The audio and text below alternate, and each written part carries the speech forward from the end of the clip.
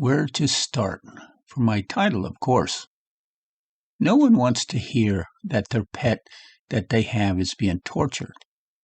And yet we assume they are not because they seem happy and well fed. Dogs especially get tortured through breeding that may be appealing to some, but not to the animal being bred to look like something else God had not intended it to look like. You see, dogs and cats and such domestic pets exist in the wild to survive, originally, anyway. That means being able to get food and eat it properly and have the right fur, not too long or too short, to survive their environment. Not satisfied, humans distort these features to their likings. You see, humans become bored with seeing the same thing, so they get a pet that will not only draw attention to them, but will increase the sale of their newly created freaks. Any of the pug-nosed dogs or cats may look adorable, but not to the animal. They have no clue why they were born such because nature would not have allowed it in the first place. You will never see such a cat or dog pug-nosed in the wild. And why is that? Because such flat or shortened muzzles prevent them from eating properly or being able to capture prey or defend themselves against other predators. Often such a freak in their pack would have been attacked and killed in the wild. Anyone with impacted teeth knows the pain they themselves go through until one of the back molars is removed. Can your flat-faced bulldog, boxer, or pug tell you their teeth hurt? And no wild dog exists with half their tongues hanging out. How would you think that would make you feel?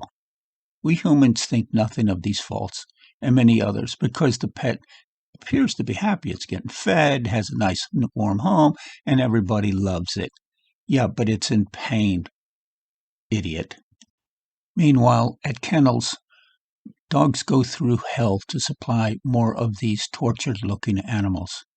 Those that do not meet the standards are dispensed often with just a hammer to the head and then fed to the other dogs or animals. You people that purchase such freaks actually condone such bad kennel behavior. When an Amish farmer was cited for and fined if he did not comply with certain rules, the Amish farmer simply killed all the dogs, his 1/100 of the dogs he had. You condone this when you buy such freaking-looking dogs. It is not what God designed. You are going against God creation. The really flat-faced dogs are bred to look like they have a human face. What next, you idiots? Scientists will make one better by transplanting a human head from some crippled to a dog's body. Is this when it stops? Then there are those with bred overly long fur. Often it's a small dog. They go to the vet, some of these people, not knowing why the dog is whining or not acting right. The vet looks it over and right away notices the problem. The dog's ass is blocked with dried shit stuck to all that extra fur that God had not intended to be there in the first place. Old wild dogs have a wide clearance around their butthole for that same reason and to prevent infections, you stupid idiots. Humans don't think about these things. It's all torture to the dog. This dog smells bad much of the time and can't lick itself clean. The vet has to tell these stupid people to clip the excess hair around the ass. Personally, that lady had to go to the vet was an ugly-ass dirty person for not knowing something so simple as keeping your dog clean and bathed once in a while. It is a natural setting that dogs would have suffered heat stroke from all that fur also in its natural habitat. And then there are dogs with hair covering in their eyes. Who came up with this shithole design? How many of you would like to look past a bunch of hair that you often breed in such a dog? Maybe in the hereafter, God will meter out the same for such owners and breeders and see how they like having hair in front of their face all the time. Short tails may make the boxer look tough for fighting or for hunting hogs. It is a vital appendage all dogs use to communicate with each other. Cut the tail, and it's as if someone took the dog's voice away. In parts of Africa, since the internet, African Negroes are using hyenas like attack dogs on each other, and all this for entertainment. Kind of like the old shit that the Romans did in the Colosseums. Some dogs, I'll admit, do look better with cropped ears, like Great Danes, Doberman Pinschers, Boxers, and such. Tail cutting is a no-no and should never be done on any canine. Stop taking their voice away, and shame on the AKC for making cropping a necessity when judging the breeds. Okay, much of the stuff that follows was taken from the internet on 2021 from various veterinarians and such. I can't give credit to one writer or the other because they all seem to be copying one another wording and now mixed with my own thoughts about such matters. But suffice to say, a lot of this came from the internet, from various sites. For hundreds of years, dogs were subjected to surgical procedures to alter their ear shapes and shorten their tails. The fact that it still goes on today is an unfortunate truth. Not only is it cruel and unnecessary, but it also affects the dog's ability to communicate with other dogs. Historically, ear cropping, the removal of part of the or all a dog's penile, as they call it, and tail docking, the removal of a portion of animal tail, was performed on working dogs in order to decrease health complications such as ear infection, although this is not medically proven. It's also performed on dogs that may need to fight while either hunting or protecting livestock. And fighting dogs' ears are typically an easy target for the opposing animal to grab and tear, so this minimizes it. Tail docking was also thought to be beneficial to the animal. It was thought to prevent rabies, strengthen the back, and increase the animal's speed. It was also used to prevent injuries such as when the dog was ratting, fighting, and baiting. In the 17th century England, there was even a tax levied on any working dog whose tail was not docked. In modern times, these practices still exist sometimes for sport work, but most for aesthetic reasons. All this is shit as far as I'm concerned. Today, the process of cropping and docking is usually done with a veterinarian with the puppy merely 7 to 12 weeks old. Ear cropping uses a scalpel that removes approximately 70% of the ear. Although it is done under general anesthesia, the procedure is extremely painful after the dog wakes up, as the ear contains many nerve endings. Docking can be done many ways. Sometimes a breeder will use a rubber elastic band or ring. He ties it around the tail of the puppy, only days old. The tight band cuts off the blood circulation and the tail, causing the tail to actually fall off. The procedure can also be done by a veterinarian with a scalpel. Other times, the tail is simply cut with a knife or trimmers with no anesthesia and with great grief to the dog. Both surgeries are unnecessary and are often driven by need to follow a breed standard Although the American Kennel Club says they have no breed standards that require tail docking or ear cropping, in their breed standard description of the boxer, they note that an undocked tail should be severely penalized with pressure from the breeder. Most owners agree to have their dogs subjected to this or don't even have a choice in the matter without any knowledgeable of how it may affect the dog's future interaction with other dogs. Unlike people, our canine companies cannot communicate with just their voices. Body language also plays a pivotal role in communications. When meeting new dogs, body language is the key to a great friendship or a dog fight. A dog approaches with erect ears are shown to seem alert, which could also come off as aggressive. Dogs' tails have even more communicative responsibility, especially with humans. With a dog tail alone, we can determine whether the dog is happy, afraid, aggressive, curious, intense, based completely off the movement and position of the tail. The tail also acts for balance, and certain breeds use their tail to their advantage for swimming, running, and other activities. The practice of tail docking and ear cropping is illegal across most countries in Europe, but is still widely practiced in the United States and parts of Canada. Wow, you would think we would have set the lead. Approximately 130,000 puppies in the United States thought to have their ears cropped each year. The only reason for a pit bull or a bulldog to get ears cropped is for fighting, period. There are many images of wonderful dogs disfigured when the owner tried to crop the ears himself to save money, such as common in the Amish dog or pet stores. Always go to a private breeder.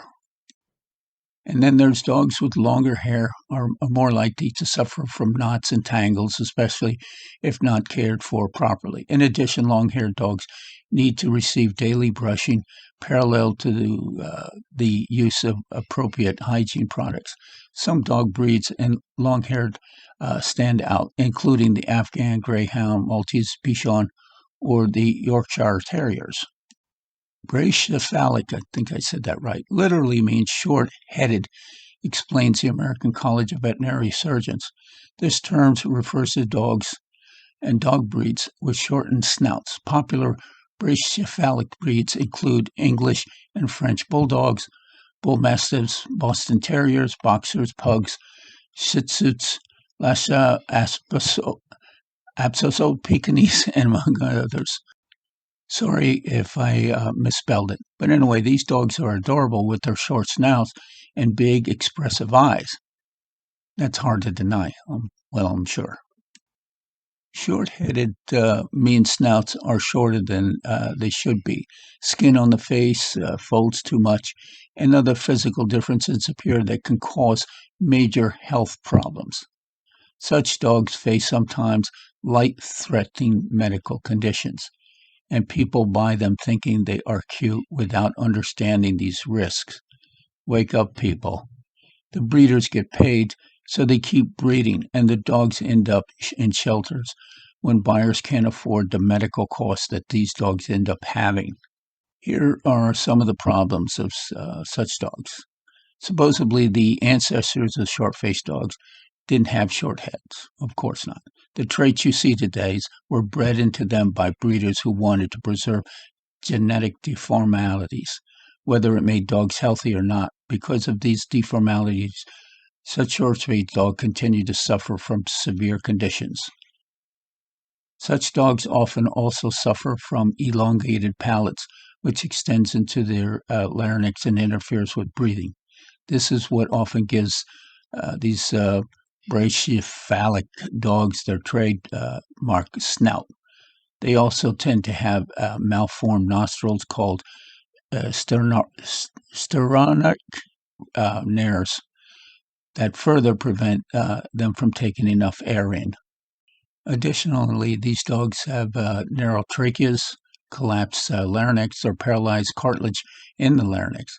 All of these things are part of such dogway, or now it's a syndrome, they're calling it. Such dogs can't breathe can't pant enough to release heat, so they are more at risk of overheating. They are more at risk at weight gain as they become sedentary to avoid overheating. Their skin folds can cause dermatitis and infection. Their teeth may be overcrowded, or their eyes can prolapse. The list goes on and on.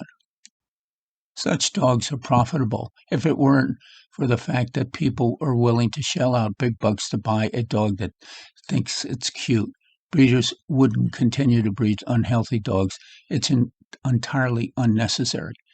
Not to mention supporting breeders at all means that you skipped over a shelter dog who could have used a loving home. Adopting a shelter dog frees up shelter space for another animal in need. And you're saying at least one life, or you're saving at least one life, if not more. Stop continuing the cycle. As long as you people buy these dogs, and I know a lot of you live in apartments, and such a small, cute little dog is all you need. You can't have a big dog, but you're not helping the situation at all. You're just torturing more dogs. There's some problems with these flat-faced breeds. They're unique in both their outward appearance and their inward anatomy. The anatomy around the eye is also unique and deserves some attention here that you owners might not be aware of. With most nasal bones compacted in a small space, flat-faced dogs exhibit differences with the way their eyes are positioned in their skull versus other breeds. The predominant eyes of these dogs are due to the shallow bony orbit. Any trauma to the head can cause an eye to dislocate from its orbit and require surgical replacement. Wow. Excessive strain on the neck with a neck collar or lead could predispose some animals to this condition. The eyes of the flat-faced eyelid problems are common in the flat-faced breeds. Excessive tearing is a common finding in these dogs. In some dogs, the shape of the eyelids prevents normal tearing drainage, and tears overflow into the eyelids margins and nasal folds in the face. The problem does not cause any discomfort. However, there is a more serious condition which may cause excessive tearing.